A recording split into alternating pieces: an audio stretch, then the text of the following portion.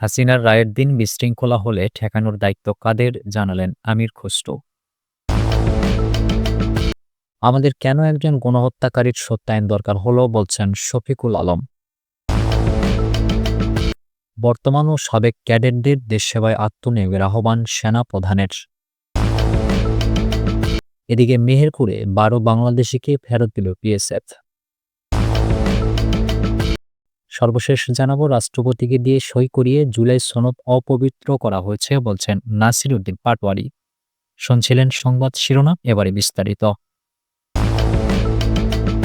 হাসিনার রায়ের দিন বিশৃঙ্খলা হলে ঠেকানোর দায়িত্ব কাদের জানালেন আমির খসরু।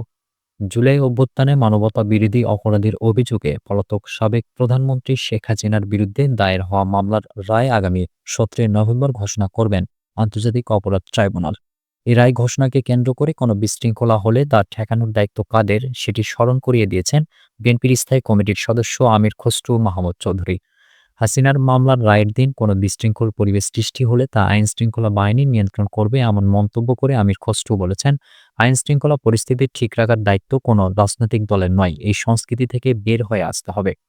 চট্টগ্রামের হোটেল পেনিনসুলায় চট্টগ্রাম মেডিকেল ট্রাভেল ফোরামের আয়োজনে মেডিকেল ভ্যালু ট্রাভেল সামিট উদ্বোধন শেষে সাংবাদিকদের তিনি এসব কথা বলেন। সাংবাদিকরা বিএনপির নীতি নির্ধারণী পর্যায়ের এই নেতার কাছে প্রশ্ন করেন, আগামী ১৭ নভেম্বর আন্তর্জাতিক অপরাধ ট্রাইব্যুনালে মানবতা বিরোধী অপরাধের মামলায় শেখ হাসিনার বিচারের রায় ঘোষণা ঘিরে কোনো বিশৃঙ্খলা হলে কি করণীয়। জবাবে সাবেক মন্ত্রী আমির খসরু মাহমুদ চৌধুরী বলেন, বিশৃঙ্খলা তো ঠেকাবে আইনশৃঙ্খলা বাহিনী, এই দায়িত্ব তো কোনো রাজনৈতিক দলের না। আমাদের এই কালচার থেকে বেরিয়ে আসতে হবে আস্তে আস্তে। দেশে আইনশৃঙ্খলা বাহিনী আছে, তাদের দায়িত্ব হচ্ছে আইনশৃঙ্খলা বজায় রাখা, আর রায় কোর্ট দেবে। রায় নিয়ে আমার কিছু বলার নেই, বিচার করার দায়িত্ব বিচার বিভাগের, এটা ওদের উপর ছেড়ে দেন। আমরা একটা নিরপেক্ষ বিচার বিভাগ চেয়েছিলাম, আশা করি একটা নিরপেক্ষ বিচার বিভাগ বাংলাদেশে স্থাপন করা হয়েছে। আগামী দিনে এটাকে আরও প্রাতিষ্ঠানিক রূপ দেওয়া হবে। এই মুহূর্তে আমরা একটা রাজনৈতিক ট্রানজিশনের দিকে যাচ্ছি, নির্বাচনের দিকে, গণতন্ত্রায়নের দিকে যাচ্ছি, সেদিকে হচ্ছে আমাদের মূল ফোকাস। আমাদের কেন একজন গণহত্যাকারীর সত্যায়ন দরকার হলো বলছেন শফিকুল আলম। অন্তর্বর্তী সরকারের প্রেস সচিব শফিকুল আলম বলেছেন, অনেকেই এখন সামাজিক যোগাযোগ মাধ্যমে সাবেক প্রধানমন্ত্রী শেখ হাসিনার সাম্প্রতিক বক্তব্য জুলাই বিপ্লবে যুক্তরাষ্ট্রের সম্পৃক্ততা ছিল না এটি শেয়ার করছেন। তিনি প্রশ্ন তুলেছেন, কিন্তু আমরা কি এটা আগে জানতাম না? আমাদের নিজস্ব রাজনৈতিক ইতিহাস বোঝার জন্য কেন একজন গণহত্যাকারীর সত্যায়ন দরকার হবে? তার মতে ১৯৭১ সালের মুক্তিযুদ্ধের পর জুলাই বিপ্লব ছিল বাংলাদেশের সবচেয়ে স্বতঃস্ফূর্ত গণজাগরণগুলোর একটি। এটিকে যুক্তরাষ্ট্রের সাজানো ঘটনা বলা জনগণের শক্তি, ভূমিকা ও বাস্তবতাকে অস্বীকার করা শামিল। শফিকুল আলম আরও বলেন, শেখ হাসিনা দীর্ঘ সময় ধরে ব্যক্তিগত ট্রমার প্রভাব নিয়ে রাজনীতি করেছেন। তিনি জটিল পিটিএসডি এর এক উদাহরণ ছিলেন। তার টানা ১৬ বছরের শাসনামলে প্রায় প্রতিটি বড় বক্তৃতার তৃতীয় বা চতুর্থ প্যারাতেই তিনি পরিবারের হত্যাকাণ্ডের প্রসঙ্গ তুলতেন। এটি তার রাজনৈতিক দৃষ্টিভঙ্গিকে দীর্ঘ সময় প্রভাবিত করেছে।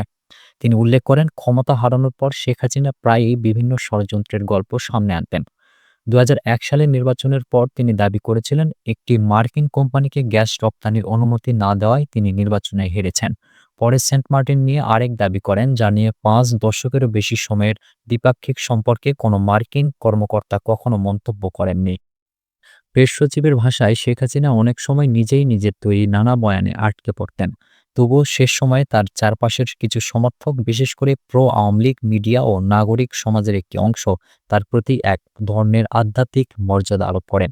তাকে জিন্দা পীর বলা হতো। শেষ সময়ে গণভবনে কদমবুসি যেন প্রকাশ্যে ভালোবাসা সম্মানের একটি রীতি হয়ে দাঁড়ায়।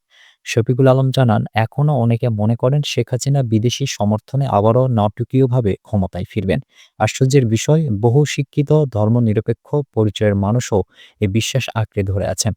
তাদের তিনি আখ্যা দেন নীরব কদমবুসিওয়ালা, যারা প্রকাশ্যে আনুগত্য দেখাতে না পারলেও ব্যক্তিগতভাবে সুযোগ পেলে সেই রীতি পালন করতে প্রস্তুত। বর্তমান ও সাবেক ক্যাডেটদের দেশ সেবায় আত্মনিয়োগের আহ্বান সেনা প্রধানের। জয়পুরহাট গার্লস ক্যাডেট কলেজে সাবেক ক্যাডেটদের ৩ দিনব্যাপী প্রথম পুনর্মিলনী ২০২৫ অনুষ্ঠিত হচ্ছে। শুক্রবার পুনর্মিলনীর দ্বিতীয় দিন জমকালো আয়োজনে উদযাপিত হয়। এতে প্রধান অতিথি ছিলেন সেনাবাহিনীর প্রধান জেনারেল ওয়াকারুজ্জামান। সেখানে সেনাপ্রধান তার ভাষণে কলেজের বর্তমান ও সাবেক ক্যাডেটদের দেশ সেবায় আত্মনিয়োগ করার আহ্বান জানিয়েছেন। আন্তঃবাহিনী জনসংযোগ পরিদপ্তরের পাঠানো এক সংবাদ বিজ্ঞপ্তিতে তথ্য জানানো হয়। প্রধান অতিথি হিসেবে সেনাপ্রধান জয়পুরহাট গার্লস ক্যাডেট কলেজে উপস্থিত হলে তাকে অভ্যর্থনা জানান সভাপতি, ক্যাডেট কলেজ পরিচালনা পরিষদ ও অ্যাডজুটেন্ট জেনারেল, বাংলাদেশ সেনাবাহিনী, জিওসি ১১ পদাতিক ডিভিশন ও এরিয়া কমান্ডার, বগুড়া এরিয়া কলেজের অধ্যক্ষ, সভাপতি association of Joypurhat ex cadets ও অভ্যাগত অতিথিরা। এরপর প্রধান অতিথি এজিসি পুনর্মিলনী অনুষ্ঠানের উদ্বোধন করেন এবং পুনর্মিলনী প্যারেডে সালাম গ্রহণ করেন। তিনি প্যারেডে অংশগ্রহণকারী ক্যাডেট ও সাবেক ক্যাডেটদের উদ্দেশ্যে ভাষণ দেন। ভাষণে তিনি বর্তমান ও সাবেক ক্যাডেটদের সফলতা ও উত্তরোত্তর সমৃদ্ধি কামনা করেন, পাশাপাশি তাদেরকে দেশ সেবায় আত্মনিয়োগ করার আহ্বান জানান।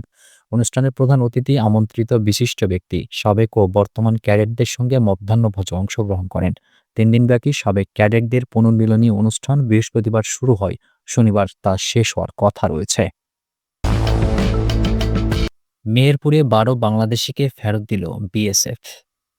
মেহেরপুরের গাংনী উপজেলার কাজীপুর সীমান্ত দিয়ে পতাকা বৈঠকের মাধ্যমে নারী, পুরুষ, শিশুসহ ভারতে আটক ১২ বাংলাদেশিকে বিজিবির কাছে হস্তান্তর করেছে বিএসএফ।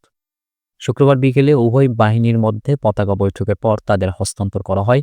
বাংলাদেশের অভ্যন্তরে কাজীপুর বিওপি সীমান্ত এলাকার প্রায় ১০০ গজ অভ্যন্তরে ১৪৭ নং পিলারের কাছে পতাকা বৈঠক অনুষ্ঠিত হয়। বিজিবি জানায়, ফেরত আসা ব্যক্তিদের বাড়ি খুলনা, রাজবাড়ী, সিরাজগঞ্জ, বাগেরহাট ও কুষ্টিয়া জেলায়। তারা বিভিন্ন সময় দালালের মাধ্যমে অবৈধভাবে ভারতে প্রবেশ করেছিল। ভারতীয় পুলিশ তাদের আটক করে তাদের গাংনী থানায় হস্তান্তর করেছে বিজিবি। গাংনী থানার ওসি বানী ইসরাইল বলেন, আইনি প্রক্রিয়া শেষে ফেরত আসা ব্যক্তিদের পরিবারের সদস্যদের কাছে হস্তান্তর করা হবে।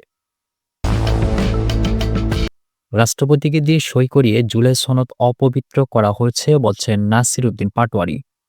রাষ্ট্রপতিকে দিয়ে সই করিয়ে জুলাই সনদ অপবিত্র করা হয়েছে বলে মন্তব্য করেছেন জাতীয় নাগরিক পার্টির মুখ্য সমন্বয়ক নাসির উদ্দিন পাটোয়ারি। তিনি বলেছেন, এক হাসিনা যাওয়ার পর আরেক হাসিনা আসার পথ করে দিচ্ছে সরকার। এটি দেশের জন্য দুর্ভাগ্য। রাষ্ট্রপতিকে দিয়ে সই করিয়ে জুলাই সনদ অপবিত্র করা হয়েছে। সনদের আইনি ভিত্তি হয়েছে, তবে নৈতিক ভিত্তি পায়নি, কারণ এতে বিএনপি ও জামায়াতের মতামত প্রাধান্য পেয়েছে।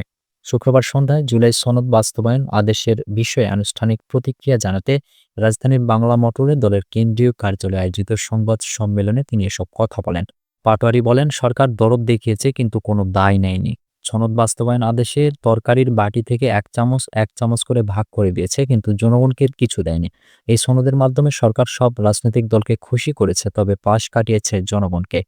বিএনপি ও জামায়াতের উদ্দেশ্যে তিনি বলেন, সংস্কার প্রক্রিয়াকে ভোট ব্যাংক তৈরির হাতিয়ার বানাবেন না।